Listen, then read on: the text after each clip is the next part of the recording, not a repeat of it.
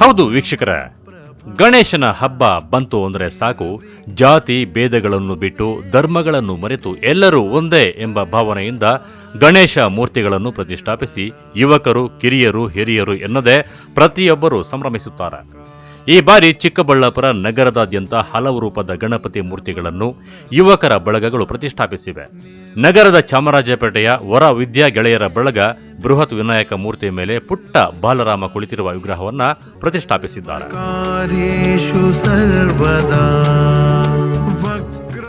ಮೊದಲನೇದಾಗಿ ಎಲ್ಲ ಅಣ್ಣ ತಮ್ಮಂದರಿಗೆ, ಅಕ್ಕ ತಂಗಿಯರಿಗೆ ನಮ್ಮ ವರವಿದ್ಯಾ ವಿನಾಯಕರ ಗೆಳೆಯರ ಸಂಘದ ವತಿಯಿಂದ ಗೌರಿ ಗಣೇಶ ಹಬ್ಬದ ಶುಭಾಶಯಗಳು.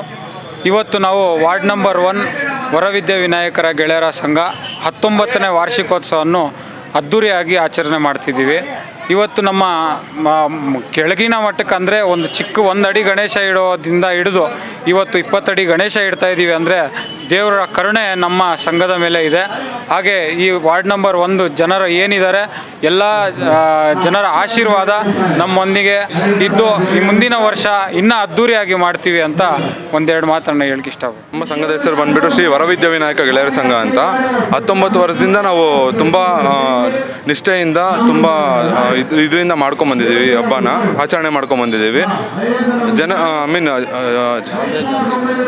ಯಾವುದೇ ಜಾತಿ ಭೇದ ಇಲ್ಲದೆ ಎಲ್ಲ ಜಾತಿಯವರು ಸೇರಿ ನಾವು ಇಲ್ಲಿ ಆಚರಣೆ ಮಾಡ್ಕೊಂಬಂದಿದ್ದೀವಿ. ನಮ್ಮಲ್ಲಿ ಯಾವುದೇ ರೀತಿ ಜಾತಿ ಭೇದ ಭಾವ ಇಲ್ಲ. ಇನ್ನು ಕಂದವಾರ ಬಾಗಿಲಿನಲ್ಲಿ ವೀರ ಗಣಪತಿ, ಮುನಿಸಿಪಲ್ ಲೇಔಟ್ನಲ್ಲಿ ನಾಟ್ಯ ಗಣಪತಿ ಪ್ರಧಾನ ಆಕರ್ಷಣೆಯಾಗಿತ್ತು. ಕೆಲ ಯುವಕರ ಬಳಗಗಳು ಗಜಾನನ ಮೂರ್ತಿಗಳನ್ನು ಪ್ರತಿಷ್ಠಾಪಿಸಿ ಮಹಿಳೆಯರಿಗೆ ರಂಗೋಲಿ ಸ್ಪರ್ಧೆಗಳನ್ನು ಏರ್ಪಡಿಸಿ ಸಾರ್ವಜನಿಕರ ಮೆಚ್ಚುಗೆಯನ್ನು ಗಳಿಸಿದ್ದಾರೆ.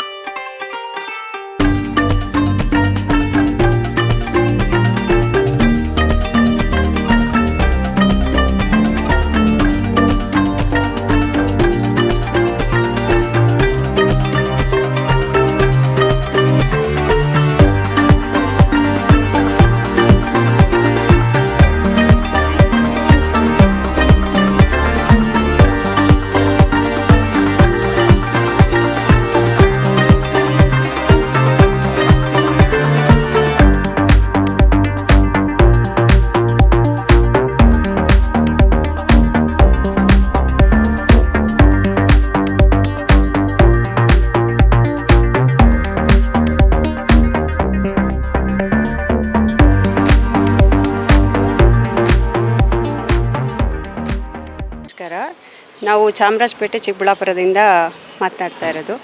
ಇಲ್ಲಿ ಶ್ರೀ ಮಾರುತಿ ಗೆಳೆಯರ ಬಳಗ ಚಾಮರಾಜಪೇಟೆ ಚಿಕ್ಕಬಳ್ಳಾಪುರ ಇವರು ಯಾವಾಗಲೂ ಪ್ರತಿ ವರ್ಷ ಗಣೇಶೋತ್ಸವ ನಡೆಸ್ತಾ ಬರ್ತಾರೆ.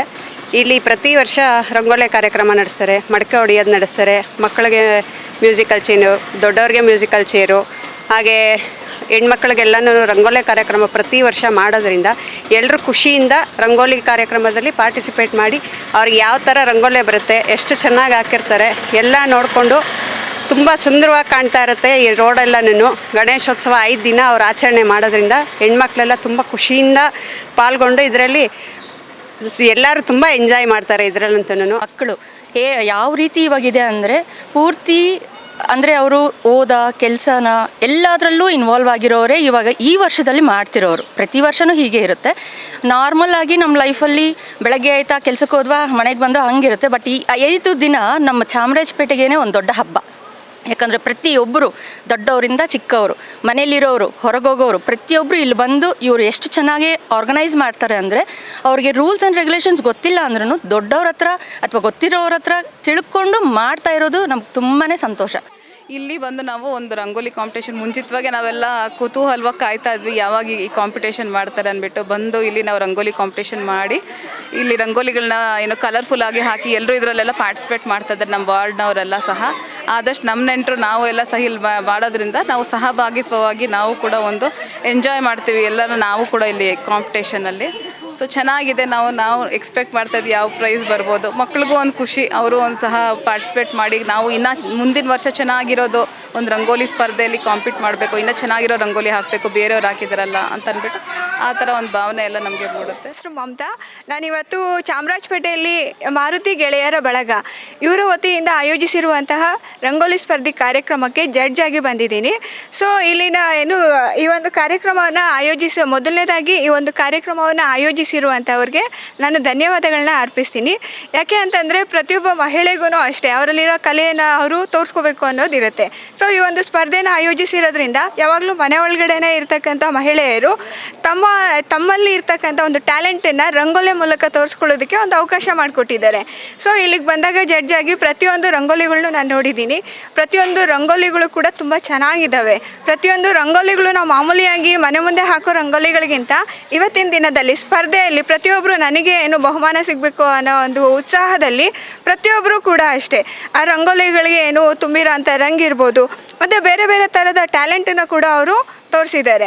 ಸೊ ಕೆಲವರು ನಮ್ಮ ನಾಡಿನ ಸಂಸ್ಕೃತಿಯನ್ನು ಕೂಡ ಎತ್ತಿ ತೋರಿಸೋ ರೀತಿಯಲ್ಲಿ ರಂಗೋಲಿನ ಅವರು ಬಿಡಿಸಿದ್ದಾರೆ. ಅದೆಲ್ಲ ತುಂಬ ಚೆನ್ನಾಗಿದೆ. ಸೊ ಎಲ್ಲರಿಗೂ ಕೂಡ ಯಾರಿಗೆ ಸ್ಪರ್ಧೆಯಲ್ಲಿ ನಾವು ತೀರ್ಪನ್ನು ಕೊಡಬೇಕಂದ್ರೆ ಯಾರಿಗೆ ಕೊಡಬೇಕು ಅನ್ನೋದು ಕೂಡ ಒಂಥರ ಕನ್ಫ್ಯೂಷನ್ ಅಂತಲೇ ಅನ್ನಿಸ್ತಿದೆ. ಸೊ ಎಲ್ಲರೂ ಅಷ್ಟು ಚೆನ್ನಾಗಿ ರಂಗೋಲಿನ ಬಿಡಿಸಿದ್ದಾರೆ.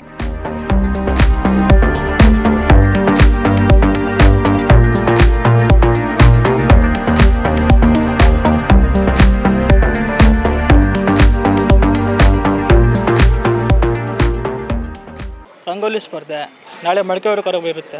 ನಾಳಿದ್ದು ಡ್ಯಾನ್ಸ್ ಪ್ರೋಗ್ರಾಮ್ ಎಲ್ಲ ಇರುತ್ತೆ. ಆಮೇಲೆ ಸಣ್ಣ ಮಕ್ಕಳಿಗೆಲ್ಲ ಆ್ಯಕ್ಟಿವಿಟೀಸ್ ಇರುತ್ತೆ. ಹೀಗೆ ಡೈಲಿ ಇರುತ್ತೆ. ಯಾವ ರೀತಿ ಪೂಜೆ ಪುನಸ್ಕಾರಗಳು? ನಿನ್ನೆ ಮಧ್ಯಾಹ್ನ ಹೋಮ ಮಂಗಳಾರತಿ ಎಲ್ಲ ಇತ್ತು. ಎಲ್ಲರೂ ಬಂದಿದ್ರು, ಸೇರಿದ್ರು, ಚೆನ್ನಾಗಾಯಿತು.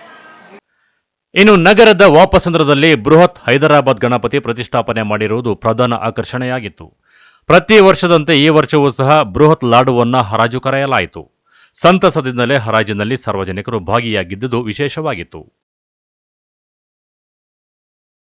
19ನೇ ವರ್ಷದ ಪ್ರಯುಕ್ತವಾಗಿ ಗಣೇಶನ ಹಬ್ಬ ಮಾಡ್ತಾ ಇದ್ದೀವಿ. ನಾವು ಹೈದರಾಬಾದ್ ಗಣೇಶನ 22 ಅಡಿದು ಗಣೇಶ ತಂದಿದ್ದೀವಿ.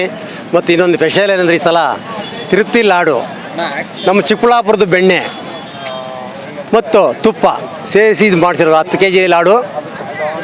ಮತ್ತು ಈ ರಾಮಂದು ಬೇರೆ ಲಾಡು ಬೇರೆ ಬಂದಿದೆ, ಅದು 10 kg ಲಾಡು.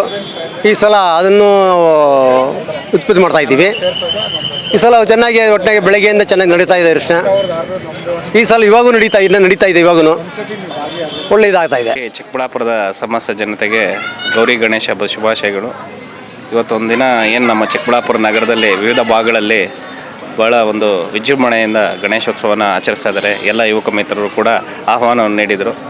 ಅದೇ ರೀತಿ ನಾನು ಎಲ್ಲ ಕಡೆಯೂ ಭೇಟಿ ಕೊಟ್ಟು ನಾನು ಗಣೇಶನ ಕೃಪೆಗೆ ಪಾತ್ರರಾಗಿ ಇವತ್ತೆಲ್ಲ ಭಕ್ತಾದಿಗಳು ನೋಡಿ ಭಾಳ ಖುಷಿಯಾಯಿತು. ಇವತ್ತು ಈ ಗಣೇಶನ ಮೂರ್ತಿಗಳನ್ನ ನೋಡ್ತಾ ಇದ್ದರೆ ಭಾಳ ಖುಷಿಯಾಗುತ್ತೆ. ಒಂದೊಂದು ಕಡೆ ಒಂದೊಂದು ರೀತಿ ವಿಭಿನ್ನವಾದ ಒಂದು ಗಣೇಶನ ಮೂರ್ತಿಗಳನ್ನ ಪ್ರತಿಷ್ಠಾಪನೆ ಮಾಡಿ ಭಾಳ ಭಕ್ತಿ ಶ್ರದ್ಧೆಯಿಂದ ಈ ಒಂದು ಹಬ್ಬವನ್ನು ಆಚರಣೆ ಮಾಡ್ತಾ ಇದ್ದಾರೆ. ಇದು ನಿಜಕ್ಕೂ ಖುಷಿ ನೀಡ್ತಾ ಇದೆ.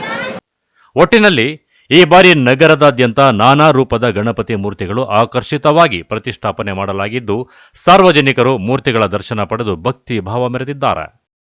ಅದೇ ಪ್ರಕಾರ ಇಲ್ಲಿನ ಎಲ್ಲ ಕಲ್ಚರಲ್ ಎಲ್ಲ ಮಕ್ಕಳಿಗೆ ಎಲ್ಲರ ಒಂದು ಕಲ್ಚರಲ್ ಆಟಗಳೆಲ್ಲ ಆಡಿಸಿ ಒಂದು ಎಲ್ಲ ವಿಧವಾದ ಮಕ್ಕಳಿಗೆಲ್ಲ ಪ್ರೋತ್ಸಾಹ ಕೊಟ್ಕೊಂಡು ಮುನ್ನಡೆಸ್ಕೊಂಡು ಹೋಗ್ತಾ ಇದ್ದಾರೆ.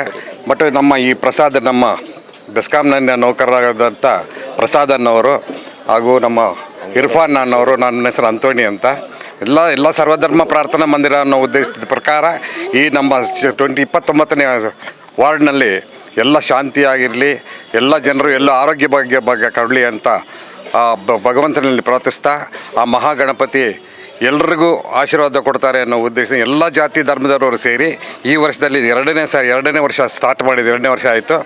ನಾಳೆ ಈ ಮಕ್ಕಳಿಗೆಲ್ಲ ಪ್ರೋತ್ಸಾಹ ಕೊಟ್ಟು ಒಂದು ಒಳ್ಳೆ ಕಲ್ಚರಲ್ ಆಟ ಪಾಠಗಳಲ್ಲಿ ನಾವು ಇದನ್ನು ಮಾಡ್ಕೊಂಡು ಬರ್ತಾ ಇದ್ದಾರೆ. ಇದರ ಮುಖ್ಯ ಸೂತ್ರಧಾರಿ ಅಂದರೆ ರಂಜಿತ್ ಅಂತ, ಆಮೇಲೆ ರಾಜಶೇಖರ್ ರೆಡ್ಡಿ, ಆಮೇಲೆ ಸ್ವಾಮಿ, ಆಮೇಲೆ ಚಿಂಟು, ಆಮೇಲೆ ನಂದನ್ನು, ವೆಂಕು, ಇವರೆಲ್ಲ ಸೇರಿ ಸುಮಾರು ಒಂದು 20-25 ದೇಶ ಒಂದು ತಿಂಗಳಿಂದ ಪಾಪ ಇನ್ನು ಮುಖ್ಯವಾಗಿ ಏನು ಅಂತಂದರೆ ರಾತ್ರಿಯೆಲ್ಲ ನಿದ್ರೆ ಇಲ್ಲದೆ ಕೆಲಸ ಮಾಡಿ ಬೆಳಗ್ಗೆ ಎದ್ದು ಡ್ಯೂಟಿಗಳಿಗೆ ಓದೋಕ್ಕೆ ಹೋಗುವಂಥರೆಲ್ಲ ಸೇರಿಕೊಂಡು ರಾತ್ರಿಯೆಲ್ಲ ಚೆನ್ನಾಗಿ ಮಾಡಿದ್ದಾರೆ.